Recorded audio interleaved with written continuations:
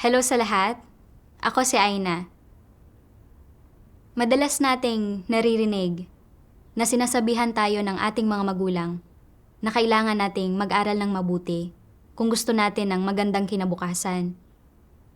Nagbababala sila na kung hindi, mapag-iiwanan tayo ng lipunan. Ang bida sa artikulo natin ngayon ay labis ding naimpluwensyahan ng kuro-kurong ito.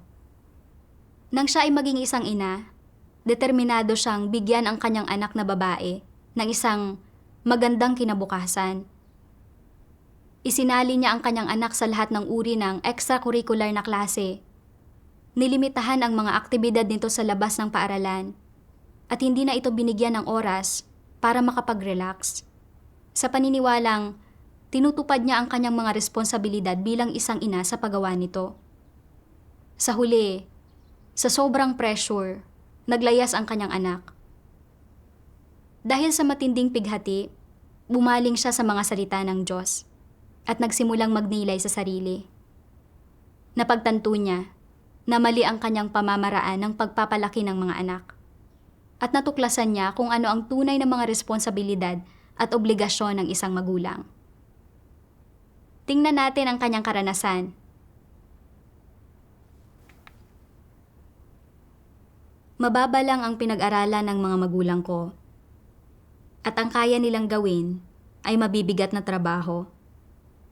Kaya binigyan nila ng malaking pagpapahalaga ang edukasyon namin ng kapatid ko. At nagtipid sila at nag-ipon para mapag-aral kami. Madalas na sinasabi ng nanay ko na hindi siya pinayagan ng kanyang ama na pumasok sa paaralan. Kaya wala siyang nagawa kundi gugulin ang kanyang buhay bilang isang may bahay. At sinabi niya sa amin na huwag namin siyang tularan. Handa siyang isakripisyo ang lahat para mapag-aral kami sa kolehiyo, para lang magkaroon kami ng magandang trabaho sa hinaharap. Matapos makapasok ang aking kapatid sa isang kilalang high school, kahit na medyo kapos kami sa bahay, humingi pa rin ng tulong sa iba ang mga magulang ko para mabili ang lahat ng uri ng gamit sa pag-aaral at mga bitamina para sa aking kapatid. Samantalang ako naman, kulang na lang ako ng ilang puntos para makapasok sa high school. Kaya gumastos ang mga magulang ko ng mahigit 7,000 yuan para mapag-aral ako sa high school. Pagkatapos ng graduation, natuto ako ng isang kasanayan at nagbukas ako ng maliit na tindahan. Nang makita ko ang lahat ng katulad na tindahan sa paligid ko, nakaramdam ako ng matinding pressure. Naisip ko na hindi talaga madaling makakuha ng matatag na pwesto sa merkado. Medyo naunawaan ko na kung bakit handang magsumikap ang mga magulang ko para suportahan ang aming edukasyon. Ito ay para makakuha kami ng mas magandang posisyon sa lipunan. Naisip ko na kapag nagkaroon ako ng mga anak, ako ay magiging isang responsableng ina. Magsisikap ako para kumita ng pera at lilinangin ko ang mga anak ko para makapag-aral sila ng maayos. Pagkatapos kong ikasal, nagkaroon ako ng anak na babae at naisip ko na hindi ko maaaring hayaan na matalo ang anak ko sa simula pa lang. Dahil ipinanganak ko siya, kailangan kong tuparin ang responsibilidad ko bilang isang ina. Linangin siya ng maayos at gawin ang aking makakaya para ilatag ang daan para sa kanya at planuhin ang kanyang hinaharap. Sa ganitong paraan, makakakuha siya ng magandang trabaho at mamumuhay ng hindi inaalala ang mga pangunahing pangangailangan. Kung hindi ko paghahandaan ang kanyang hinaharap ngayon, magiging iresponsable akong ina. Noong natututo pa lang na magsalita ang anak ko, kinukwentuhan ko siya. Binabasahan ng mga klasikong tula at tinuturuan siyang kumilala ng mga karakter. At nagpanood pa ako ng mga English learning programs para sa kanya. Maagang natutong magsalita ang anak ko. At sa murang edad, nakakabasa na siya ng mga aklat ng kwento ng mag-isa. Nang makita ko kung gaano siya katalino, lalo akong nagkaroon ng kumpiyansa na linangin siya ng wasto. Iniisip ko na kapag nagtagumpay siya, magiging karangalan ko iyon bilang isang ina. Nang magsimula ang anak ko sa kindergarten, naisip ko na napakahalaga ng maagang edukasyon sa paghubog sa katalinuhan ng isang bata. Kaya maingat akong pumili ng isang kindergarten na nakatuon sa mental arithmetic para sa kanya. At para matiyak na magkakaroon ng tamang tindig at pisikal na ganda ang anak ko, ipinasok ko siya sa mga dance lessons noong siya ay 5 taong gulang. Noong magsisimula na siya sa elementarya, nakiusap ako sa isang tao na hanapin ang pinakamagandang paaralan para sa kanya at tiniyak ko na mayroon siyang guro sa klase na may mahusay na kwalifikasyon na nagtuturo ng dekalidad na mga klase. Nagsumikap akong kumita ng pera para mapag-aral ko ang aking anak. Nagtrabaho ako mula umaga hanggang gabi at madalas ay hindi tama ang oras ng aking pagkain. Minsan, kumakain lang ako ng 1 beses sa isang araw.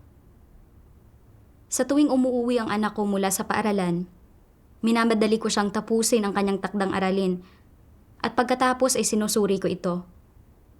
At kapag nakakita ako ng isang pagkakamali, pinapasagot ko siya ng 10 pang karagdagang tanong bilang parusa.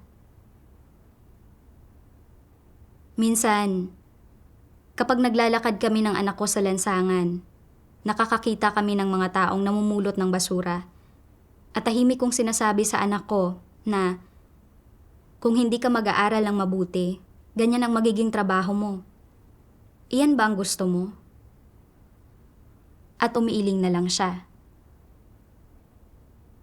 Kalaunan, natuklasan ko na talagang mahilig sa musika ang anak ko. At kahit anong kanta, kaya niyang kantahin ito pagkatapos lamang niyang mapakinggan ng 2 beses. Naisip ko na boses bata pa rin siya. Kaya baka maaga pa para sa kanya na matuto ng vocal music. Hahayaan ko munang mag-aral siya ng instrumento para matuto siyang magbasa ng musika. Sa ganoong paraan, kung nais niyang magpatuloy sa musika balang araw, magiging mas madali na ito. Kung kaya, noong nasa 2 baitang siya, ipinasok ko siya sa mga klase ng gujang. Noong una, dahil sa pagiging mausisa, pumayag ang anak ko na matuto ng gujang. Pero habang araw-araw siyang nakaupo sa harap ng gujang, nagsasanay ng iba't ibang finger techniques at tumutugtog ng mga paulit-ulit na nota, umaayaw na siya. Madalas siyang sumisimangot at tumitingin sa akin ng may mga luha sa kanyang mga mata. Sinasabi niya na, "Ma, ayaw ko nang magsanay. Gusto kong maglaro sandali." Pero sinusuyo ko siyang magpatuloy sa pagsasanay. At wala nang nagagawa ang anak ko, kundi magpatuloy sa pagsasanay habang lumuluha. Sumama rin ang loob ko nang makita ko na nakakaramdam siya ng labis na hindi makatarungang pagtrato. Lalo na nang makita ko na puno ng punit sa gilid ng kuko ang vulnerableng mga daliri ng anak ko. Nasaktan ako at walang magawa. Nais ko ring hayaang maglaro ng malaya ang anak ko. Pero ang lipunan ay nakatuon sa praktikal na tagumpay at hindi mapagpatawad. At kung wala siyang magandang edukasyon o kasanayan, paano siya mamumuhay sa lipunan? Lahat ng mga bata ay nagsusumikap. At hindi ko maaaring hayaan ang anak ko na magpabaya. Kung ayaw niyang mapunta sa hulihan ng pila balang araw, kailangan niyang magsumikap ngayon pa lang. At kailangan ko siyang subaybayan ng mahigpit at kailangan kong umako ng responsibilidad. Sana lang ay maunawaan ng anak ko ang masisidhing pagsasaalang-alang ko bilang isang ina. Kalaunan, madalas kong sinasabi sa anak ko na ngayon matindi ang kompetisyon sa lipunan. At kung hindi mahusay ang iyong edukasyon, at wala kang mga espesyal na kasanayan, magiging mababa ang tingin sa iyo bilang nasa hulihan ng pila. Nais ng nanay na matuto ka ng gudyang para magkaroon ka ng mas maraming pagpipiliang trabaho sa hinaharap. Maaaring hindi mo ako nauunawaan ngayon, pero mauunawaan mo rin ako kapag lumaki ka na. Nang wala nang magawa pa, sinabi ng anak ko na, "Ma, pwede bang huwag mo na akong kulitin? Hindi naman ako nakakagawa ng sarili kong mga desisyon. Kailangan ko lang sundin ang lahat ng sinasabi mo." Nang makita ko ang anak ko na ganito, tinanong ko minsan ang sarili ko,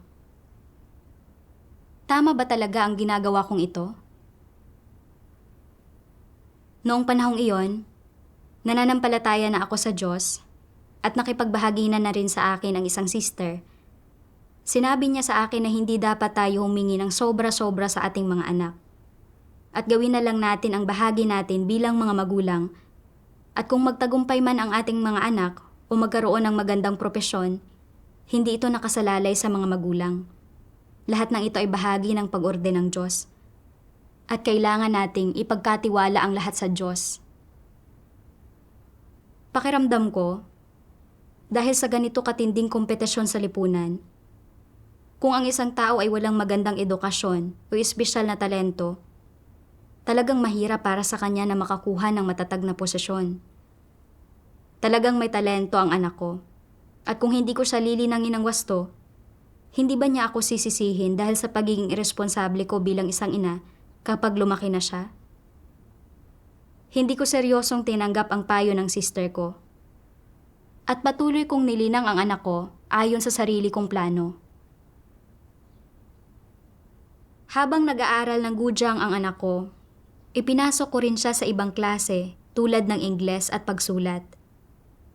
Ang mga huling araw ng linggo at mga pista opisyal ang pinakaabalang oras para sa anak ko. At araw-araw ay para bang lagi siyang nagmamadaling lumipat mula sa isang lugar patungo sa isa pa. Tinatapos ang isang klase at nagmamadaling tumuloy sa kasunod. Tuwing nakikita ng anak ko ang mga batang naglalaro sa ibaba, tinitingnan niya ang mga ito ng may pananabik at pagkainggit. At sinasabi niya na,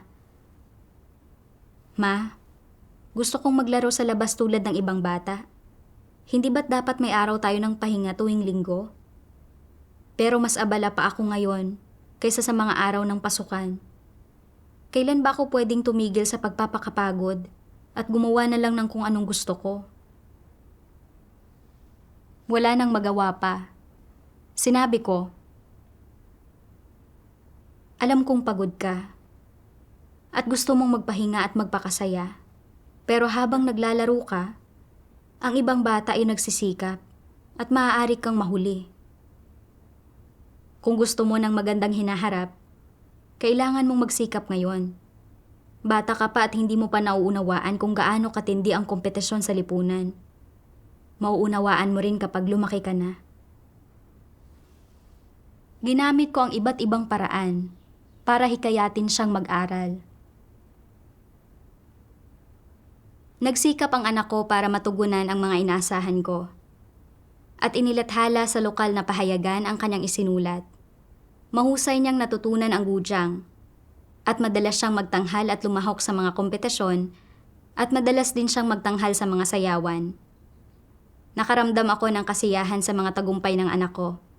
At naniwala ako na may katwiran ang mga pagsisikap ko. Naramdaman ko na kapag nagkaroon ng magandang hinaharap ang anak ko, natupad ko na ang mga responsibilidad ko bilang isang ina. Kalaunan, pumasok ang anak ko sa middle school at nakahanap ako ng guro sa klase na may mataas na advancement rate para sa kanya. Para matiyak na hindi maaantala ang pag-aaral niya, sinuri ko ang lahat ng mga kaklase ng anak ko na nakakasalamuhan niya sa paaralan. Natatakot ako na ang pakikihalubilo niya sa mga hindi masyadong masigasig mag-aral ay makakaapekto sa kanyang pag-aaral. Madalas magreklamo ang anak ko sa akin. Para akong isang ibon sa loob ng hawla. Wala talaga akong kalayaan. Araw-araw, pumupunta lang ako mula sa paaralan papunta sa bahay, tapos papunta sa mga cram classes. Ang tanging ginagawa ko lang ay mag-aral, mag-aral, mag-aral. Ma, alam mo ba kung anong pakiramdam niyon? Gusto kong maging malaya. Maski ang mga isda sa aquarium natin ay mas may kalayaan pa kaysa sa akin. Buti pa sila. Nakakalangoy sa napakalaking tangke nila. Ni wala nga akong gaanong malaking espasyo. Tuwing nagrereklamo ng ganito ang anak ko, wala akong magawa. Alam ko na hindi siya masaya. Pero sa ganito katinding kompetisyon sa lipunan, ano pa ang magagawa ko? Ang magagawa ko lang ay magtiyaga na hikayatin siya. Hindi naman sa ayaw kitang bigyan ng kalayaan. Iyon nga lang, kung hindi ka magsisikap ngayon, paano ka makakaangat sa buhay? Hindi ka pa nakakapasok sa lipunan, kaya hindi mo pa nauunawaan kung gaano katindi ang kompetisyon. Naranasan ko na ito, at ginagawa ko ito para sa ikabubuti mo. Tuwing naririnig ito ng anak ko, tumatahimik na lang siya. Unti-unti, napansin kong bihira nang magsalita ang anak ko. At kapag umuuwi siya mula sa paaralan, nagkukulong na lang siya sa kanyang kwarto. Inakala ko na baka nagre-rebelde lang siya dahil nagdadalaga na. At na lilipas din ito sa paglipas ng panahon. Hindi ko inasahan na isang araw, noong nasa 3 taon siya ng middle school, pagkatapos lang ng ilang salita, tuluyan ng naging pagtatalo ang pag-uusap namin. Nakikita ko minsan ang anak ko na nasa telepono, kaya sinabi ko sa kanya na napakatindi na ng mga klase mo ngayon at malapit na ang mga entrance exam sa high school. Dapat bawasan mo ang paggamit ng telepono. Sinabi ng anak ko na tinitingnan ko lang ito sandali habang nagpapahinga ako. Nagpatuloy ako. Anong kabutihan ang idudulot sa iyo ng pagtingin sa telepono mo? Nakakasagaba lang iyan sa pag-aaral mo. Tumahimik siya sandali. Pagkatapos, ay bigla na lang niya akong sinagawan habang lumuluha. Bakit ba kailangan kong makinig sa lahat ng sinasabi mo? Naisip mo na ba ito? Binigyan mo ba ako ng kalayaan kahit kailan, mula noong bata pa ako hanggang ngayon? Kinokontrol at minamanipula mo ang lahat sa buong buhay ko. Ikaw ang pumili ng paaralan ko. Ikaw ang pumili ng mga guro ko sa elementarya at middle school. Pinag-aral mo ako ng sayaw, budyang, pagsulat, Ingles, at lahat ng uri ng extracurricular classes. At kailangan kong pakinggan ang lahat ng sinasabi mo. Isinaalang-alang mo ba ang mga damdamin ko kahit minsan? Mahal mo ba talaga ako? Ayaw na kitang makita. Noong gabing iyon, lumayas ng bahay ang anak ko. Sa sandaling iyon, halos bumigay ako. Hindi ko talaga maunawaan. Hindi ba't ang lahat ng ginagawa ko para sa kanya ay para sa kanyang sariling kabutihan? Bakit hindi nauunawaan ng anak ko kung anong nasa puso ko? Nabalisa ako sa pag-aalala na baka may mangyari sa kanya. Kaya kaagad kong tinawagan ang malalapit na kaklase niya para itanong ang kanyang kinaroroonan. Sinabi nilang lahat na hindi nila alam. Parang tumigil ang puso ko. Saan kaya siya pumunta? May ginawa kaya siyang padalos-dalos? Kung may mangyari sa kanya, paano ko maaatim iyon? Umiyak ako sa kawalan ng magagawa at nagdasal sa Diyos. O Diyos, galit ang anak ko at lumaya siya at natatakot ako na may mangyari sa kanya.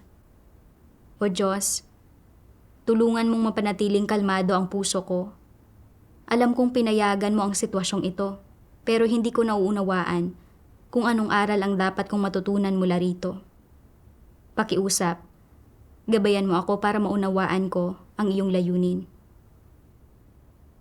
Makalipas ang 3 o 4 na araw, nagpasabi ang anak ko na ayaw na niyang umuwi. At ang pinakaayaw niyang makita ay ako. Nang marinig ko ito, para akong sinaksak sa puso. At tumulo ang mga luha sa aking mukha. Palagi kong iniisip na ako ay isang responsable at mahusay na ina. At mula nang isilang ang anak ko, pinlano ko ang lahat para sa kanya. Nais kong lumaki siya nang walang mga problema at magkaroon ng magandang trabaho sa hinaharap. Pero pagkatapos ng lahat ng ginawa ko para sa kanya, ang tanging natanggap ko bilang kapalit ay ang pag-iwas at ang pagkamuhi niya sa akin. Pakiramdam ko ay talagang nabigo ako bilang isang ina. Madalas akong palihim na umiiyak mag-isa. At sa pinakamatitinding sandali na wala akong magawa, ibinubuhos ko sa Diyos ang sakit at pagkalito na nasa aking kalooban. Sa sandaling iyon, binasa ko ang mga pinakabagong salita ng Diyos, kung saan nagbahagi siya tungkol sa 6 na yugto sa buhay ng tao, at kaagad na natanggal ang buhol sa aking puso. Nagbasa ako ng mga salita ng Diyos. Maliban sa pagsisilang at pagpapalaki ng anak, ang responsibilidad ng mga magulang sa buhay ng mga anak nila ay ang panlabas lang na bigyan sila ng isang kapaligiran na kalalakihan nila, at iyon na iyon. Sapagkat walang makaiimpluwensya sa kapalaran ng tao maliban sa paunang pag-orden ng lumikha. Walang sino man ang makakakontrol sa uri ng magiging kinabukasan ng isang tao. Ito ay matagal ng paunang inorden. At kahit pa ang sariling mga magulang, ay hindi mababago ang kapalaran ng isang tao. Kaugnay naman sa kapalaran, kanya-kanya ang bawat isa, at bawat isa ay may sariling kapalaran. Kaya, walang magulang ang makahahadlang sa kapalaran sa buhay ng isang tao ni kaunti. At walang mga magulang ng sino man ang makauudyok sa kanya kahit kaunti pagdating sa papel na ginagampanan niya sa buhay. Maaaring sabihin na saan mang pamilya paunang inorden na isilang ang isang tao at saan mang kapaligiran siya lumaki, ang mga ito ay mga paunang kondisyon lamang upang matupad niya ang misyon niya sa buhay. Hindi tinutukoy ng mga ito sa anumang paraan ang kapalaran ng isang tao sa buhay o ang uri ng tadhana kung saan tinutupad ng isang tao ang kanyang misyon. Kung kaya't walang magulang ang makakatulong sa kanyang anak na matupad ang misyon niya sa buhay, at gayon din, walang kaanak ni numan ang makakatulong sa kanya na gampanan ng maayos ang papel niya sa buhay. Kung paano tinutupad ng isang tao ang kanyang misyon at sa anong uri ng pinamumuhayang kapaligiran niya ginagampanan ang kanyang papel, ay ganap na itinatakda ng kanyang kapalaran sa buhay. Sa madaling salita, walang objetibong mga kondisyon ang makakaimpluwensya sa misyon ng isang tao na paunang inorden ng lumikha. Ang lahat ng tao ay umaabot sa hustong pag-iisip ayon sa kanilang partikular na kinalakhang mga kapaligiran. Pagkatapos, unti-unti, sa bawat hakbang, tumutungo sila sa kanilang sariling mga landas sa buhay at tinutupad ang mga tadhana na plinano para sa kanila ng lumikha. Sa likas na paraan at nang hindi sinasadya, ay pumapasok sila sa malawak na karagatan ng sangkatauhan at inaako ang sarili nilang mga papel sa buhay, kung saan sinisimulan nila ang pagtupad sa kanilang mga responsibilidad bilang mga nilalang, alang-alang sa paunang pag-orden ng lumikha, alang-alang sa kanyang kataas-taasang kapangyarihan. Kapag ang isang tao ay nililisan ang kanyang mga magulang at nagsasarili, ang panlipunang mga kondisyon na kakaharapin niya at ang uri ng trabaho o karera na makukuha niya ay kapwa iniaatas ng kapalaran at walang kinalaman sa kanyang mga magulang. May ilang tao na pumipili ng isang magandang kurso sa kolehiyo at pagkatapos ay nakakatagpo ng isang kasiyasiyang trabaho pagkaraang makapagtapos, at gumagawa ng matagumpay na unang hakbang sa paglalakbay sa kanilang mga buhay. Mailang tao na natututo at nagiging dalubhasa sa maraming iba't ibang kasanayan, ngunit kailanman ay hindi makahanap ng trabaho na angkop sa kanila o hindi kailanman makahanap ng posisyon, lalo na ng isang karera. Sa simula ng kanilang paglalakbay sa buhay, natatagpuan nila ang kanilang mga sarili na nahahadlangan sa bawat liko. Dinadagsaan ng mga ligalig, madilim ang hinaharap, at walang katiyakan ang kanilang mga buhay. Ang ilang tao ay masigasig sa kanilang pag-aaral, ngunit halos napapalampas ang lahat ng kanilang mga pagkakataon na makatanggap ng mas mataas na pinag-aralan.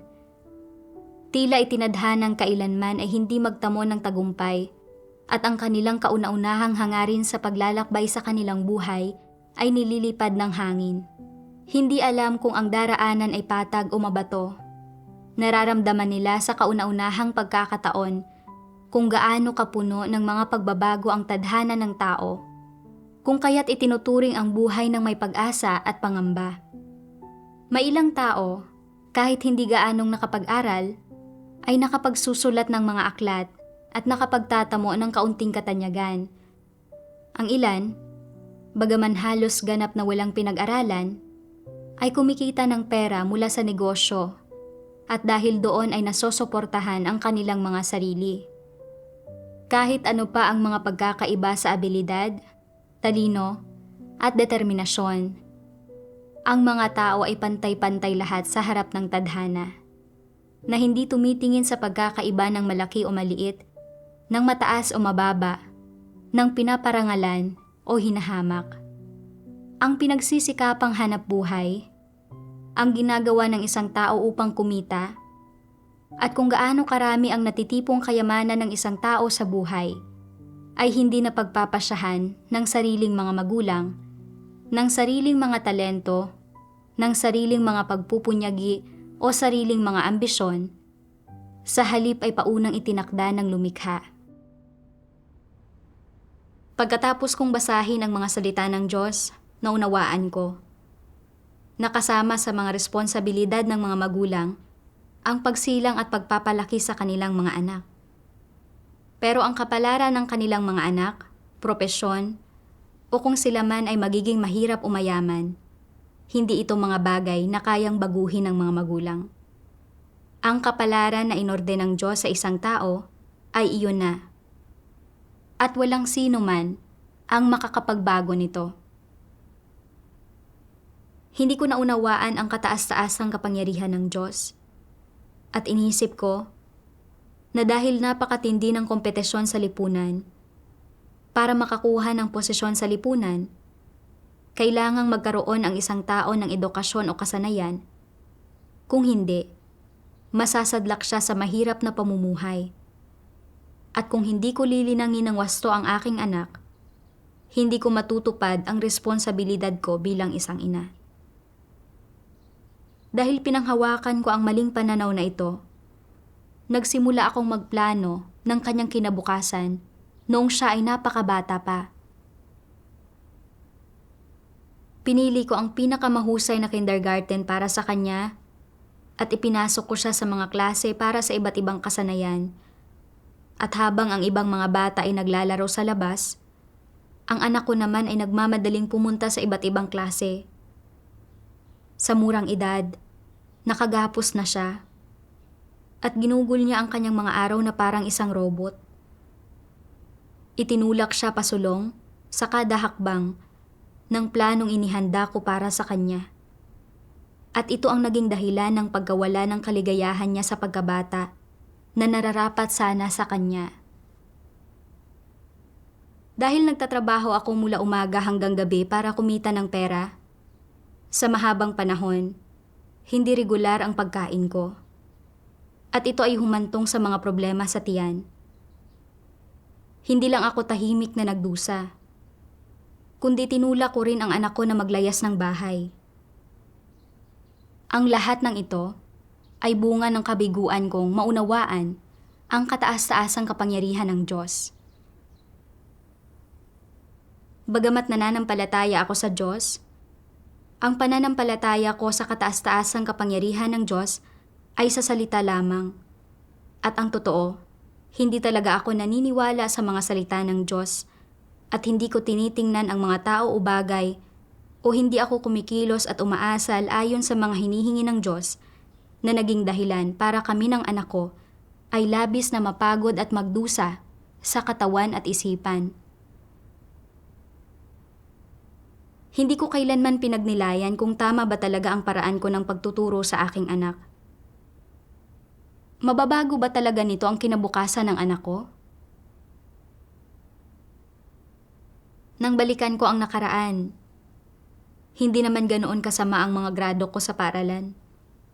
At inisip ko na maaari akong pumasok sa isang teacher training university at magkaroon ng matatag na trabaho sa hinaharap.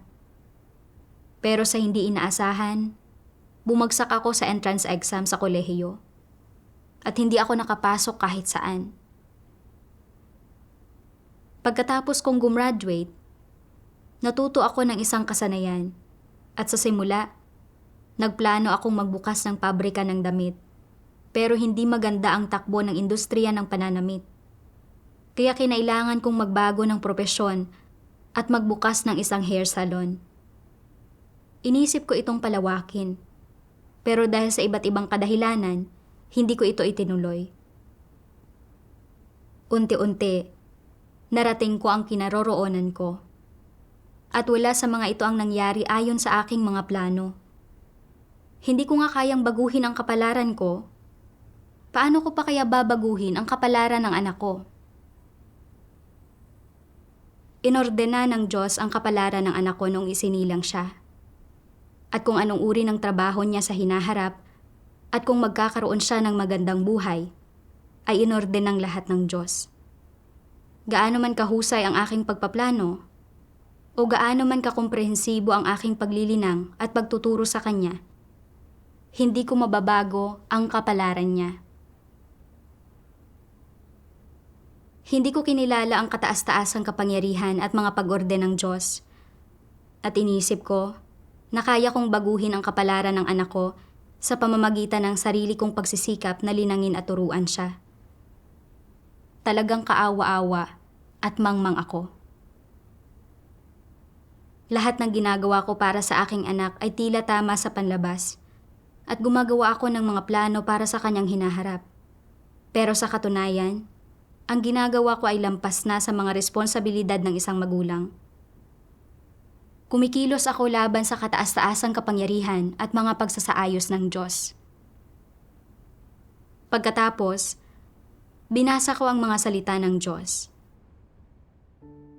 Sabi ng makapangyarihang Diyos, kung saan pupunta ang isang tao, ano ang gagawin niya, sino o ano ang kanyang makakatagpo, ano ang sasabihin niya, at ano ang mangyayari sa kanya sa bawat araw? Mahuhulaan ba ng mga tao ang alinman sa mga bagay na ito? Maaaring sabihin na maliban sa hindi mahuhulaan ng mga tao ang lahat ng pangyayaring ito, higit pa rito, hindi nila makokontrol kung paano uusad ang mga bagay na ito. Sa pang-araw-araw na buhay ng mga tao, ang mga di mahuhulaang pangyayaring ito ay nagaganap sa lahat ng oras. Mga karaniwang kaganapan na ang mga ito.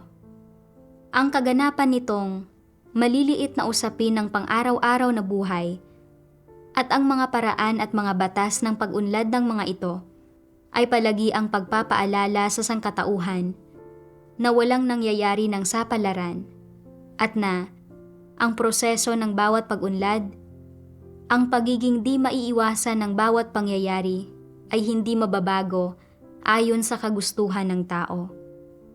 Ang kaganapan ng bawat pangyayari ay naghahatid ng isang babala ng lumikha para sa sangkatauhan at nagbibigay rin ito ng mensahe na hindi maaaring makontrol ng mga tao ang kanilang sariling kapalaran. Kasabay nito, pagpapabulaanan din ito sa ambisyon at pagnanais ng sangkatauhan na walang saysay na pag-asang ilagay sa sarili nilang mga kamay ang kanilang kapalaran. Ang pagpapabulaanang ito ay parang isang malakas na sampal sa mukha na paulit-ulit na humahampas sa sangkatauhan, na pumipilit sa mga tao ng pagnilay-nilayan kung sino mismo ang may kataas-taasang kapangyarihan at kontrol sa kapalaran nila. At habang ang kanilang mga ambisyon at mga pagnanais ay palagi ang nasisira at nadudurog, hindi rin maiwasan ng mga tao na di sinasadyang tumugma sa mga pagsasaayos ng kapalaran at tanggapin ang realidad, ang kalooban ng langit at ang kataas-taasang kapangyarihan ng lumikha. Ang trahedya ng tao ay hindi sa hinahangad niya ang maligayang buhay, hindi sa hinahangad niya ang kasikatan at pakinabang, o sa nakikipagsagupa siya sa sarili niyang kapalaran sa gitna ng hamog. Kundi pagkatapos niyang makita ang pag-iral ng lumikha, matapos niyang matutuhan ang katotohanan na ang lumikha ang may kataas-taasang kapangyarihan sa kapalaran ng tao, hindi pa rin siya makaalis mula sa maling landas. Hindi maiahon ang sarili mula sa putik, ngunit pinatitigas ang kanyang puso at nagpupumilit sa kanyang mga pagkakamali. Mas nanaisin pa niyang patuloy na makibaka sa putikan. Matigas ang ulong nakikipagpaligsahan sa kataas-taasang kapangyarihan ng lumikha. Nilalabanan ito hanggang sa mapait na katapusan nang wala ni katiting na pagsisisi. Magpapasya lamang siyang sumuko at bumalik kapag siya ay nakahiga na ng wasak at nagdurugo. Ito ang tunay na trahedya ng tao. Kaya sinasabi ko, ang mga pumipili na magpasakop ay matatalino, habang ang mga pumipiling makibaka at kumawala ay hangal at matigas ang ulo. Pagkatapos basahin ang mga salita ng Diyos, nagsimula akong magnilay sa aking sarili. Nang balikan ko kung paano ko nilinang ang anak ko, palagi akong naniniwala na basta't pinlano ko ang hinaharap ng anak ko at isinagawa ko ang planong iyon, siguradong magtatagumpay siya sa kanyang propesyon. Pagkatapos kong sumampalataya sa Diyos, ibinahagi sa akin ng mga kapatid na ang hinaharap ng isang anak ay inorde ng Diyos, na hindi ito kayang kontrolin ng mga magulang, at na dapat tayong magpasakop sa mga pamamatnugot at pagsasaayos ng Diyos. Pero hindi ko pa rin binitawan ang sarili kong mga pananaw, sa paniniwalang ang tagumpay ng anak ko sa kanyang propesyon ay nakasalalay sa kanyang pagsisikap. Hindi naniniwala ang mga tao sa mundo sa kataas-taasang kapangyarihan ng Diyos. At iniisip nila na ang tadhana ng isang tao ay nasa sarili niyang mga kamay. Naniniwala sila na ang isang tao ay makakaangat sa iba sa pamamagitan lamang ng pagtitiis sa hirap, at pikit mata nilang nilalabanan ang mga pag-orde ng Diyos at ang kanyang kataas-taasang kapangyarihan.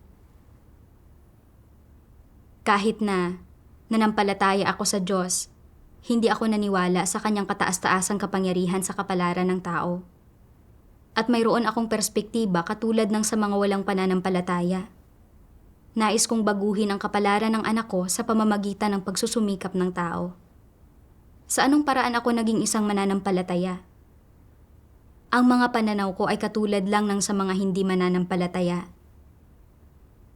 Hindi talaga ako karapat-dapat mamuhay sa harap ng Diyos. Batid na batid ko na ang Diyos ang Panginoon ng sangnilikha, at ang may kataas-taasang kapangyarihan at kumukontrol sa lahat. Pero dahil sa mga makasarili kong pagnanais, pinipilit kong makawala sa kataas-taasang kapangyarihan ng Diyos at baguhin ang hinaharap ng aking anak. Nagdulot ito ng labis na pasakit at pinsala sa amin ng anak ko, at higit pa rito, paglaban ito sa mga pag-orde ng Diyos. Nang mapagtanto ko ito, ayaw ko nang lumaban sa kataas-taasang kapangyarihan ng Diyos, at naging handa akong ilagay ang anak ko sa mga kamay ng Diyos. Kung magiging mahusay man siya o mahina sa kanyang pag-aaral, handa akong magpasakop. Pagkatapos magdasal, mas nakaramdam ako ng kapayapaan sa puso ko. Hindi nagtagal, Bumalik ang anak ko. Sinabi niya na nagtatrabaho siya sa isang restaurant. Nang makita kong pumayat ang anak ko, malungkot kong tinanong, "Aalis ka ba ulit?" Tumango ang anak ko. Pinipigilan niya ang kanyang mga luha. Kinontrol ko ang sarili ko para hindi ako maiyak. At sinabi ko na napakahirap doon sa labas. Bakit hindi ka nalang bumalik sa bahay? Umiyak ang anak ko at sinabi niya na wala akong kalayaan dito. Ang sagot ng anak ko ay parang isang kutsilyo na tumago sa aking laman. At pakiramdam ko ay parang nadudurog ang puso ko. Hindi ba't lahat ng ito ay dahil itinulak ko siya? Ipinagkait ko sa anak ko ang kalayaan at kaligayahan hanggang umabot sa punto na mas pinipili niyang lumabas at magdusa kaysa bumalik sa bahay. Sa anong paraan ako naging isang responsabling ina? Hindi ko na napigilan ang mga luha ko at niyakap ko ang anak ko. Walang tigil ang pag-iyak ko. Umiyak din ng mahinagpis ang anak ko at sinabi ko na nagkamali ako. Hindi ako naging isang mabuting ina.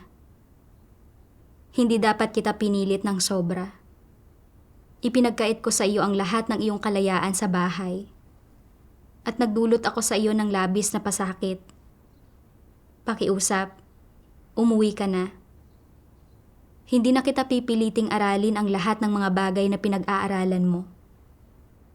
Nang bumalik ang anak ko, hindi ko na siya pinilit na mag-aral katulad ng dati. Hinayaan kong mahubog siya sa natural na paraan. At mas pinagtuunan ko ng pansin ang pag-aasikaso sa kanyang pang-araw-araw na pangangailangan at pamumuhay. At nakipag-usap ako sa kanya tungkol sa pananalig. Unti-unti, mas dumalas na ang pagsasalita ng anak ko at naging mas masayahin siya. At ang bahay ay napuno ng tawanan. Isang araw, sinabi ng anak ko na, "Ma, nagbago ka na. Hindi mo na ako pinipilit mag-aral tulad ng dati." Sinabi ko na, ang maliit na pagbabagong ito sa akin ay dahil sa paggabay ng salita ng Diyos. Mula sa mga salita ng Diyos, naunawaan ko na ang responsibilidad ko ay ang palakihin ka ng malusog at bigyan ka ng wastong edukasyon sa pag-iisip. Kung magtatagumpay ka man sa akademya o magkakaroon ng posisyon sa lipunan sa hinaharap, ay isinaayos at inorden lahat ng Diyos. Nagkamali ako sa pagpupumilit ko sa iyo noon. Nagdulot ito sa ating dalawa ng labis na pasakit. Pero huwag kang mag-alala. Hindi na kita pipilitin muli. Umiyak kaming dalawa ng anak ko. Kalaunan, pumasok ang anak ko sa isang paaralang bokasyonal at palagi siyang kabilang sa mga nangungunang mag-aaral sa kanyang mga pagsusulit. Halos gabi-gabi niya akong tinatawagan. Ipinapaalam niya sa akin ang lahat ng nangyari sa paaralan sa araw na iyon at ang aming ugnayan ay naging tulad sa magkaibigan.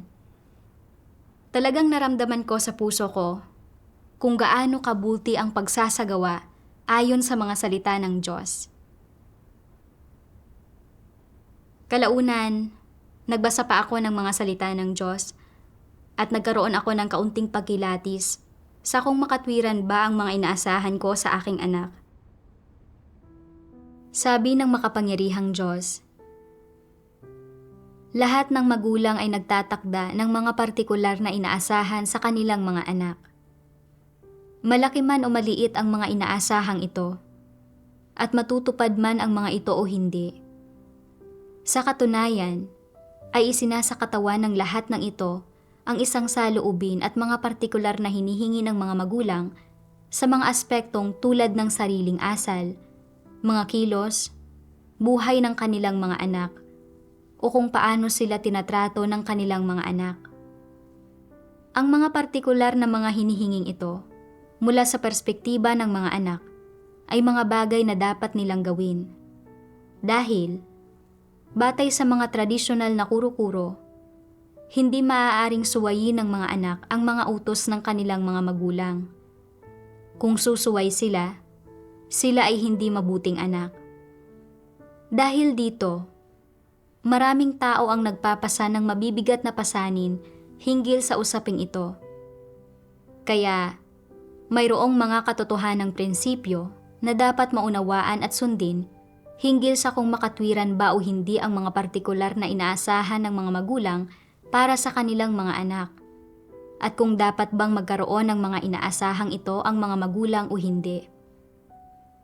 Kung alin sa mga inaasahang ito ang makatwiran, alin ang hindi makatwiran, alin ang lehitimo, alin ang hindi lehitimo at ipinipilit, kung paano dapat harapin ng mga tao ang mga inaasahan ng magulang at kung paano sila dapat magpasya kung tatanggapin o tatanggihan ang mga ito, at kung anong perspektiba at saloobin ang dapat nilang gamitin sa pagharap at pangangasiwa sa gayong mga usapin.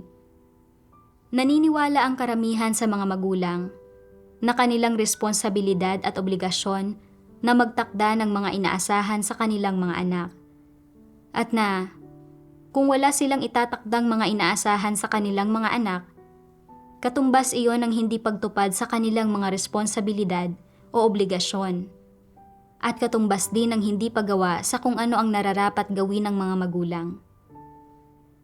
Iniisip nila na dahil dito ay magiging masasamang magulang sila, mga irresponsableng magulang.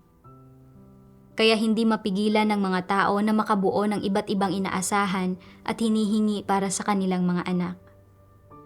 Mayroon silang iba't ibang hinihingi para sa iba't ibang anak sa iba't ibang panahon.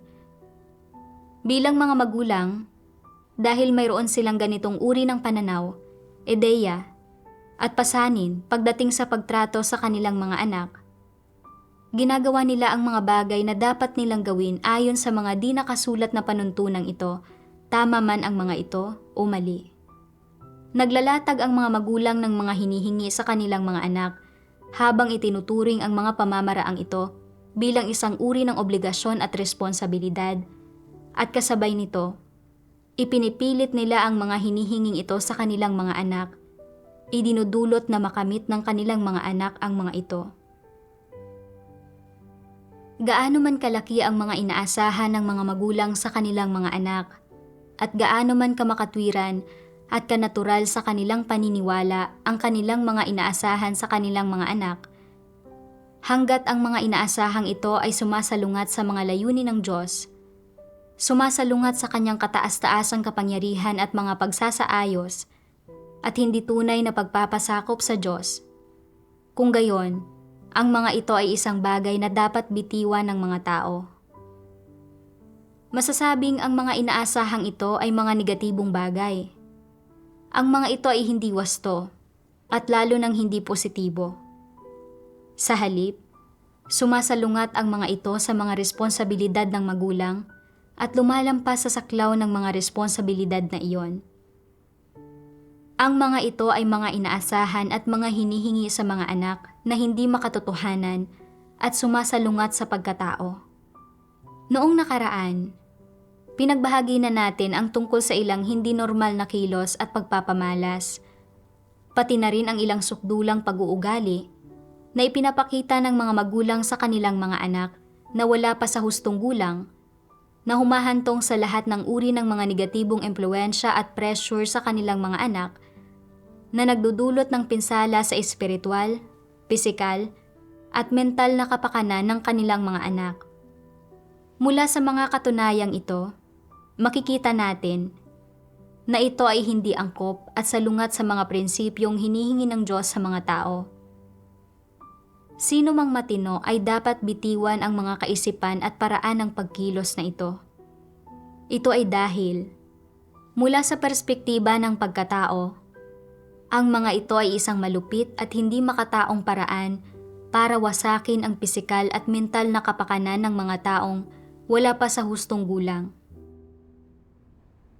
Isinisiwalat ng Diyos na kapag itinuturing ng mga magulang ang kanilang mga hindi makatwirang inaasahan at kahilingan sa kanilang mga anak bilang mga responsibilidad at obligasyon na kailangan nilang tuparin para sa kanilang mga anak, At pagkatapos ay pinipilit nilang matugunan ito ng kanilang mga anak. Nakakapahamak at nakakasira ito sa mga anak. Nagnilay ako sa aking sarili.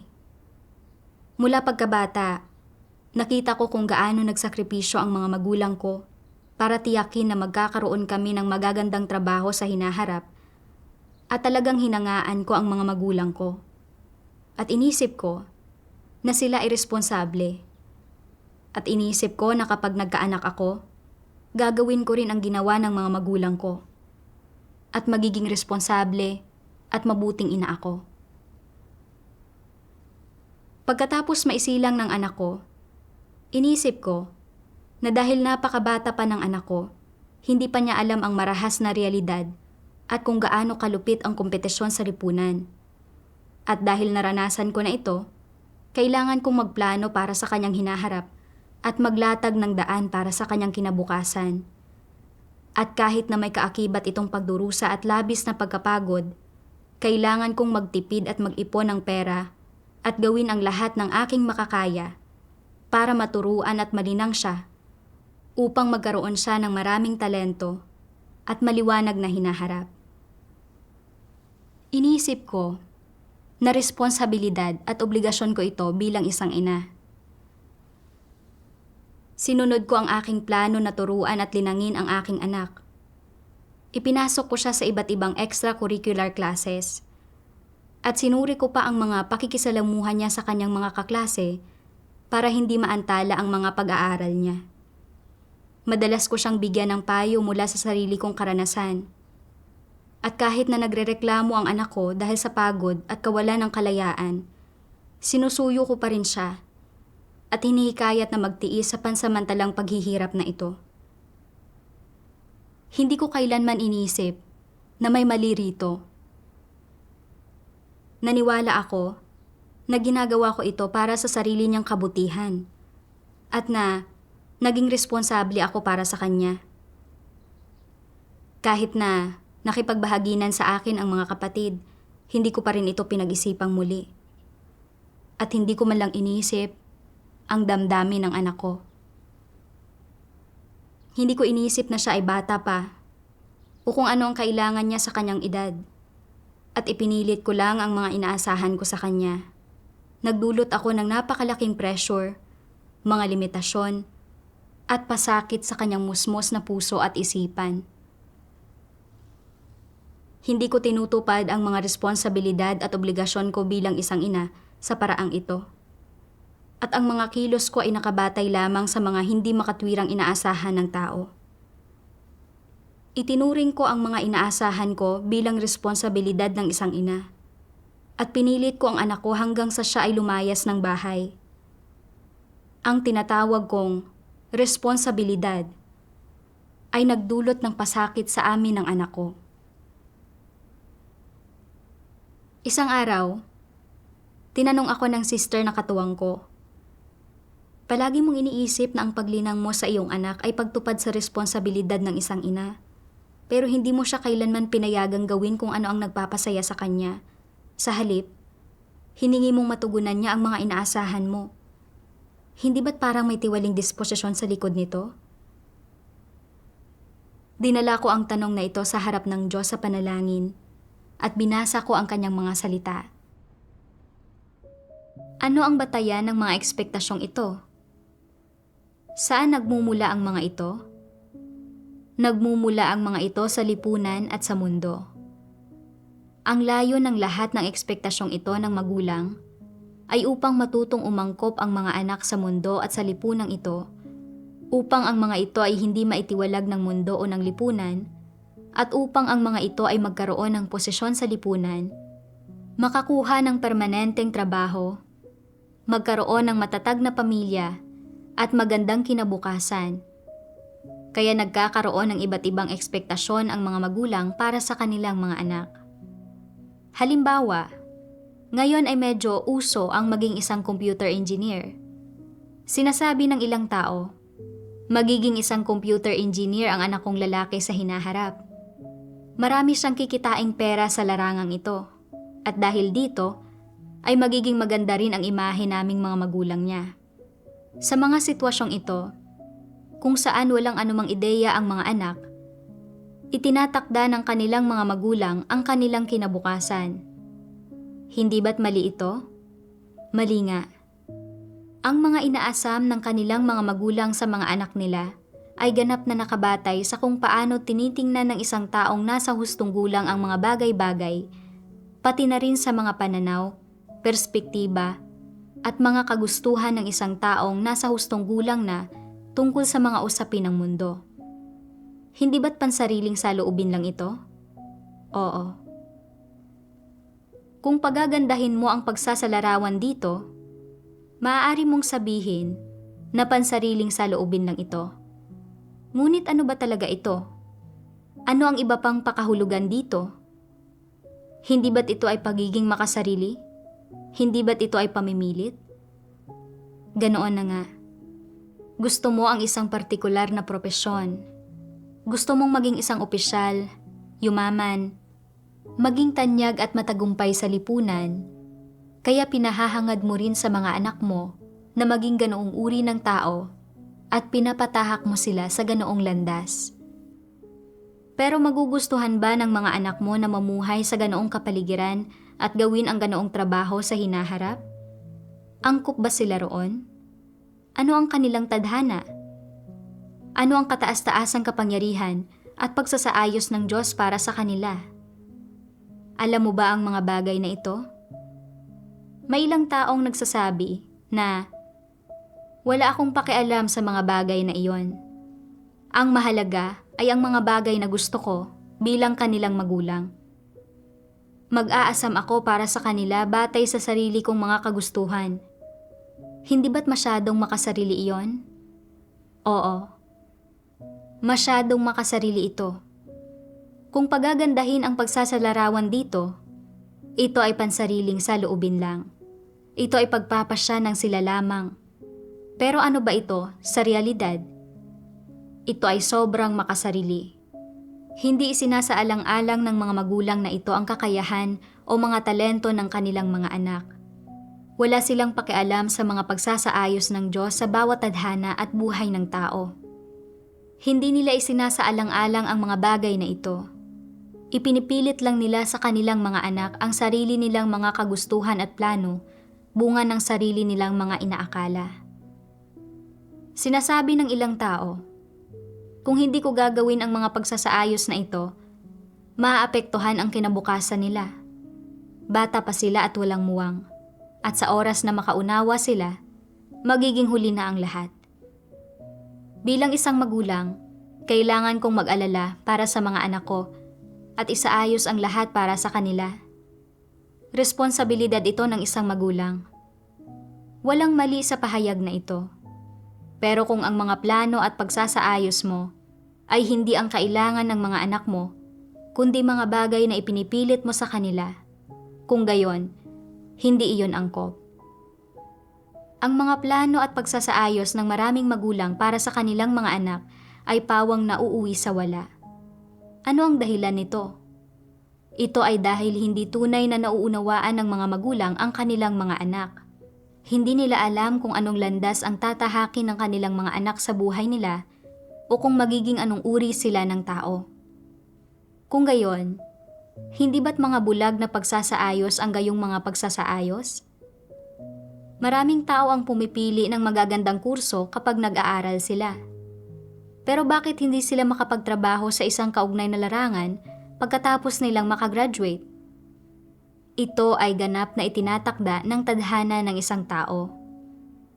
Dito, mayroong kataas-taasang kapangyarihan at mga pagsasaayos ng Diyos.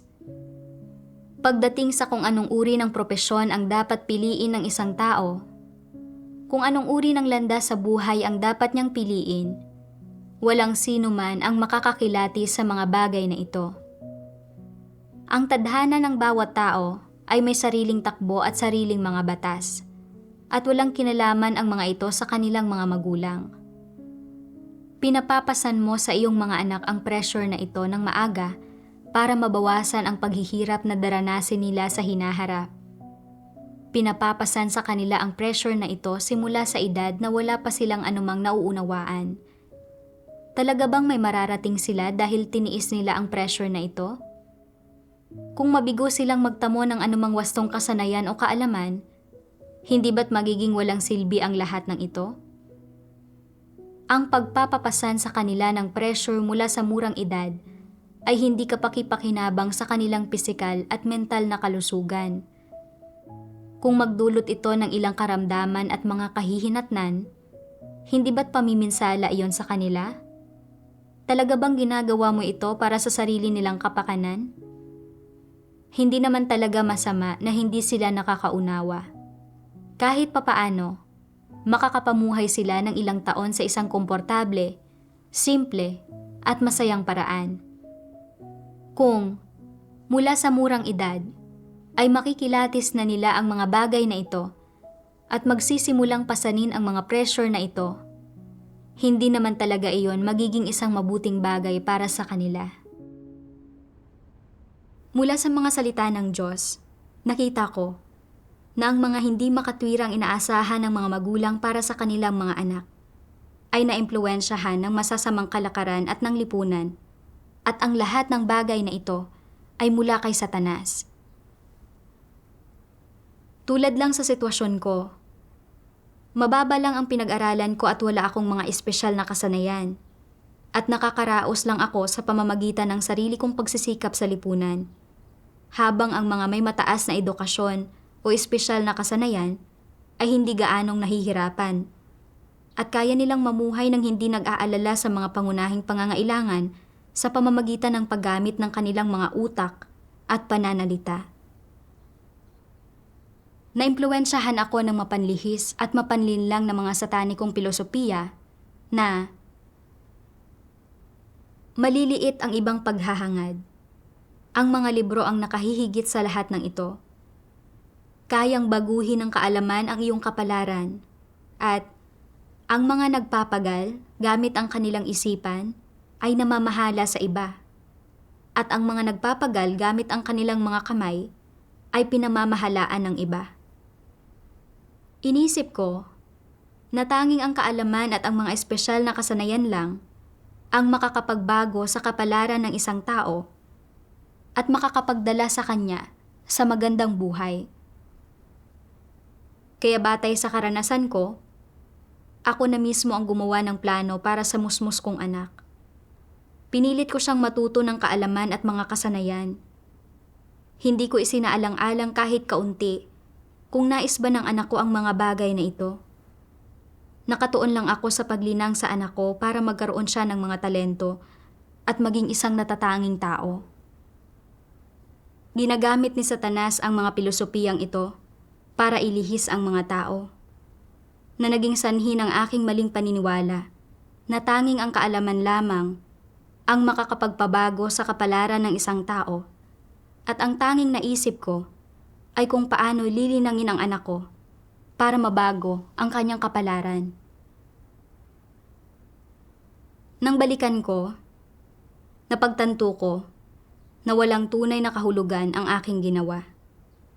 Na itinakda na ng Diyos kung ano ang kahihinatnan ng anak ko, at walang sino man ang makakapagbago nito. Wala akong pagkilatis sa mga tiwaling pamamaraan o mapaminsalang layunin ni Satanas, at mahigpit kong pinilit ang anak ko na kumilos ayon sa aking kagustuhan. Bilang resulta, sa murang edad ng anak ko, nagpasan siya ng labis na pressure at pasakit, at ang dati niyang inosente at masayang kabataan ay nasira ng aking pagiging makasarili. Hindi ba't ipinapahamak ko ang anak ko? Sa panlabas, tila isinasaalang-alang ko ang hinaharap ng anak ko. Pero ang totoo, ipinipilit ko ang sarili kong mga kagustuhan at pagnanais sa kanya. Lahat ng ito ay para sa aking mga makasariling pagnanais at para magdala ng kaluwalhatian sa aking sarili. Talagang makasarili ako. Hindi ko lubos maisip. Kung hindi dahil sa mga salita ng Diyos na gumagabay sa akin, ano kaya ang nangyari sa anak ko kung nagpatuloy ako sa paggapos at pagpigil sa kanya? Nang mapagtanto ko ito, taus-puso akong nagpasalamat sa Diyos sa pagbibigay liwanag at paggabay sa akin. Hinahayaan akong mas higit na maunawaan ang aking tiwaling kalikasan. Nagbasa pa ako ng mga salita ng Diyos. Sabi ng makapangyarihang Diyos, sa pamamagitan ng paghimay sa diwa ng mga inaasahan ng mga magulang sa kanilang mga anak, makikita natin na ang mga inaasahang ito ay makasarili, na sumasalungat ang mga ito sa pagkatao, at na walang kinalaman ang mga ito sa mga responsibilidad ng mga magulang. Kapag ipinipilit ng mga magulang ang lahat ng uri ng inaasahan at hinihingi sa kanilang mga anak, naglalagay sila ng napakaraming karagdagang pressure sa mga ito. Hindi ito pagtupad sa kanilang mga responsibilidad. Kung gayon, ano ang mga responsibilidad na dapat tuparin ng mga magulang? Kahit papaano, dapat nilang turuan ang kanilang mga anak na maging matatapat na tao, na nagsasalita ng totoo, at gumagawa ng mga bagay sa matapat na paraan, at turuan ang mga ito na maging mabait at hindi gumawa ng masasamang bagay. Ginagabayan ang mga ito sa isang positibong direksyon. Ang mga ito ang kanilang mga pinakapangunahing responsibilidad. Dagdag pa rito, dapat nilang gabayan ang kanilang mga anak sa pag-aaral ng praktikal na kaalaman at mga kasanayan at iba pa, batay sa kakayahan at mga kondisyon ng mga ito. Kung nananampalataya sa Diyos at nauunawaan ng mga magulang ang katotohanan, dapat nilang idulot na ang kanilang mga anak ay magbasa ng mga salita ng Diyos at tumanggap sa katotohanan upang makilala ng mga ito ang lumikha at maunawaan na ang mga tao ay nilikha ng Diyos at na umiiral ang Diyos sa sansinukob na ito. Dapat nilang akayin ang kanilang mga anak sa pananalangin sa Diyos at pagkain at pag-inom ng mga salita ng Diyos upang makaunawa ang mga ito ng ilang katotohanan, upang paglaki ng mga ito ay magawa ng mga ito na manampalataya sa Diyos, sumunod sa Diyos at gawin ang tungkulin ng isang nilikha, sa halip na hangarin ang mga makamundong kalakaran, masilo sa iba't ibang komplikadong ugnayan ng mga tao, at maakit, gawing tiwali, at mawasak ng iba't ibang masasamang kalakaran ng mundong ito. Ang mga ito talaga ang mga responsibilidad na dapat tuparin ng mga magulang. Ang mga responsibilidad na dapat nilang tuparin ay, sa kanilang papel bilang mga magulang, ang magbigay sa kanilang mga anak ng positibong gabay at angkop na tulong bago umabot ang mga ito sa hustong gulang, pati na rin ang maagap na pangangalaga sa pisikal na buhay ng mga ito hinggil sa mga pang-araw-araw na pangangailangan. Itinuro ng mga salita ng Diyos ang isang landas ng pagsasagawa sa akin. At alam ko na ngayon kung paano ko tatratuhin ng wasto ang mga anak ko. Dapat palakihin at pag-aralin ng tama ng mga magulang ang mga anak nila nang ayon sa mga pangangailangan ng mga ito sa iba't ibang edad. Kapag bata pa ang mga anak, kailangan nila ang kanilang mga magulang para turuan sila kung paano umasal, kung paano magkaroon ng normal na kaisipan ng tao, kung paano maging isang mabuting tao, at dapat alagaan ng mga magulang ang kalusugan ng mga anak nila upang lumaking malusog ang mga ito hanggang umabot sa hustong gulang. Hindi dapat ipilit ng mga magulang ang mga maling kaisipan, mga pressure, at mga pasanin sa kanilang mga anak. At kung may pagkakataon, maaari nilang ikwento sa kanilang mga anak kung paano nilikha ng Diyos ang langit at lupa at lahat ng bagay. Kung paano siya gumagawa upang akayin at iligtas ang mga tao, at maaari nilang gabayan ang kanilang mga anak para manampalataya sa Diyos at bigyan ang mga ito ng positibong direksyon at tulong. Ito rin ang responsibilidad at obligasyon ng isang magulang. Ngayon, hindi nagtatrabaho ang anak ko sa larangang may kaugnayan sa kanyang espesyalidad.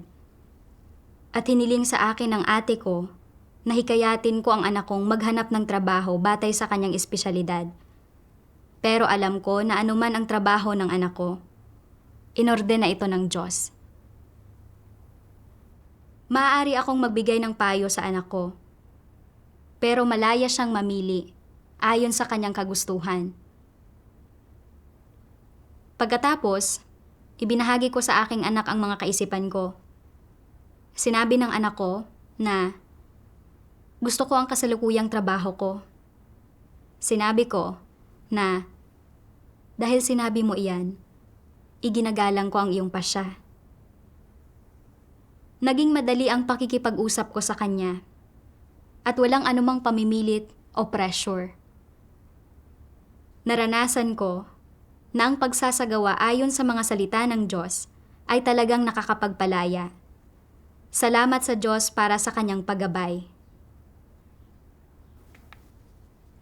Salamat sa panonood. Hanggang sa muli.